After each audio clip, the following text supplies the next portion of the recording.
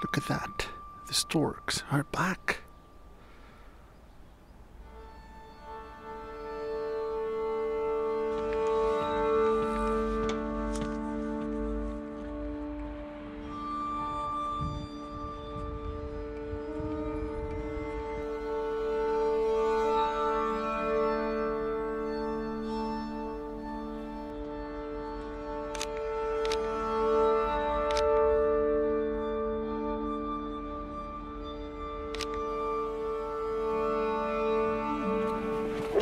So I wasn't as lucky this time as I was last year when I made an image of those two storks.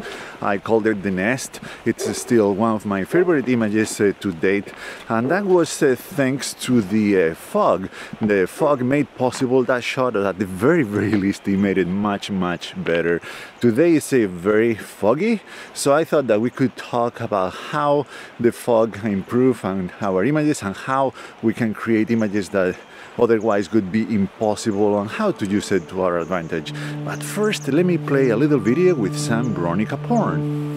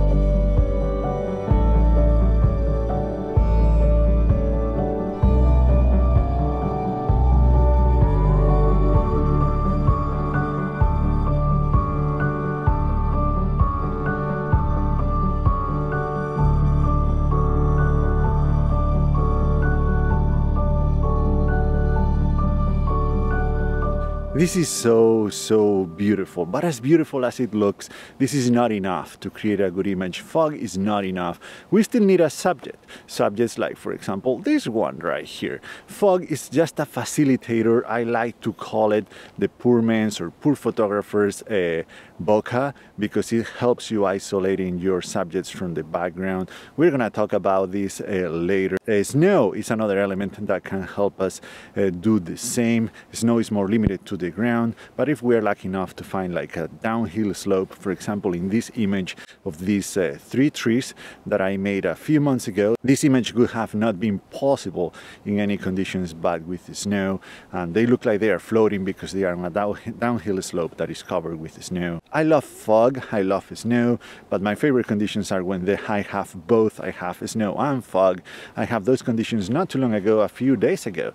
During the Camino, I was able to capture 2 trees there that they were not beautiful or anything like that. There were just regular trees, but with the snow and the fog, they look like drawings. I love those images. Just imagine if I was able to find even prettier trees. This is the power of fog and snow. We can use them to our advantage to create amazing images that we would not be able to create otherwise. Another time where I had amazing conditions, snow and fog, was in Indiana a couple years ago. I made this image the last of winter there, but I had even better conditions later that day on a beach at Lake Michigan. It felt like otherworldly, it felt like I was on another planet, but the lack of subjects meant that I wasn't able to create good images there. I found some cracks in the ice and whatnot, but I wasn't able to find anything to capture, and that's what I mean by that you still need a subject, you still need to be capturing something. Okay, so what kind of subjects, what kind of scenes we can capture when we have foggy conditions like these? I'm gonna give you 5 ideas, and we're gonna look at some of my own images that I've made over time in foggy conditions. Number 1 is lines that disappear in the fog. It could be any kind of lines like roads, paths, train tracks, or even power lines. I don't know if you can see them here, but they look amazing in the fog because it looks like they go to nowhere. They just disappear in the background. It could be fences, anything like that. Anything that creates a line or a curve that disappears far away creates mystery. It sparks the imagination of the viewer because you are not showing the whole thing, and you have to use your imagination to try to see what's beyond that fog. I love that kind of images, and I've created quite a few over time. Let's look at some of them.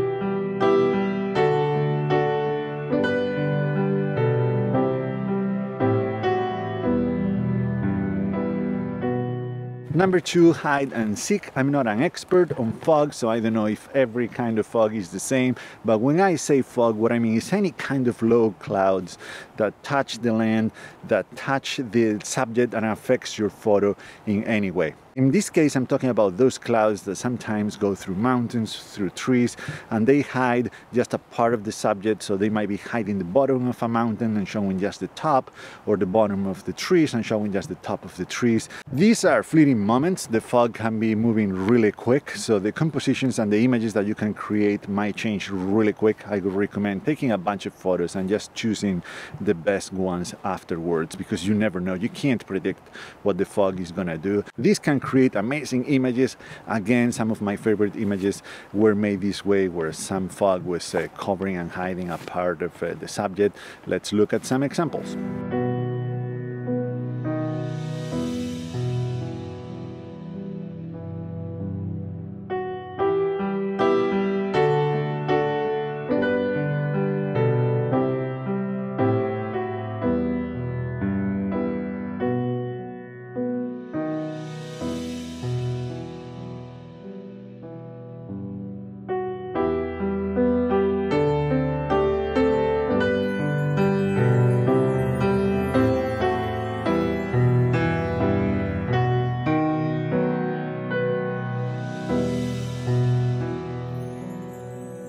Number 3 is subject isolation.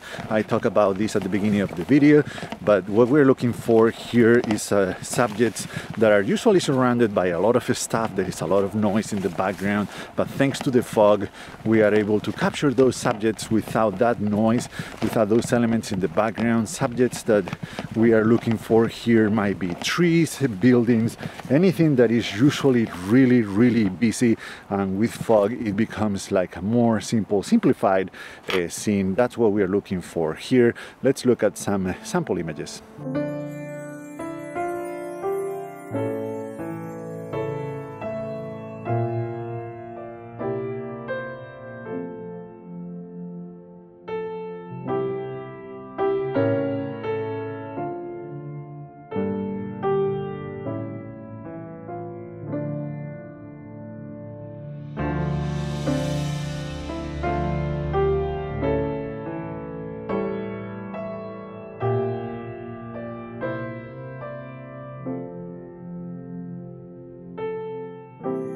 Number 4 is the atmosphere that the fog creates and the way it transforms a place, and there is no better example I can think of right now than this one. This is just an ordinary place, an ordinary hill that doesn't look any special. It's not that pretty either, but with this fog, look at this. This looks amazing. It looks like otherworldly. It looks like a different planet, as I said earlier, and this is all because of the fog. This is a great opportunity to place a person or an animal or an object in these landscapes, because it's going to create eerie and dreamy images. Sometimes, like right now, the fog is not thick enough to block all the sunlight, so we can capture the sun in the sky as well, and that can create very dramatic images. Another example of a great atmosphere is when you go to the very edge where the fog is starting to fade away, to disappear, because you might have some light coming from the sun and going through trees and creating those beams of light that look so cool. Let's look at some examples.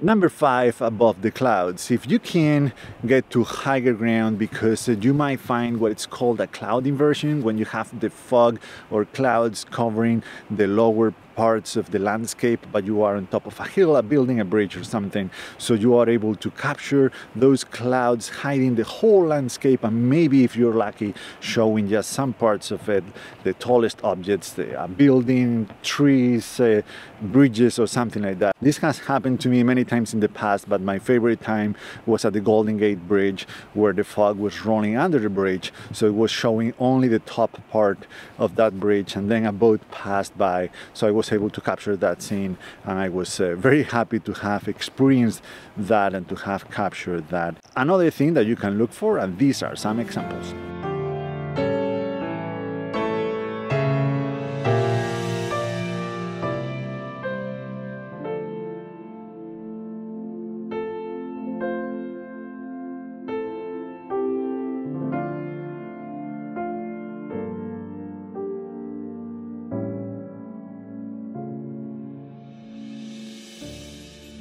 These are just 5 ideas that hopefully inspire you to create new images and something different next time you run into foggy conditions like this. I hope you like this video. Thank you so much for watching, and see you in the next one.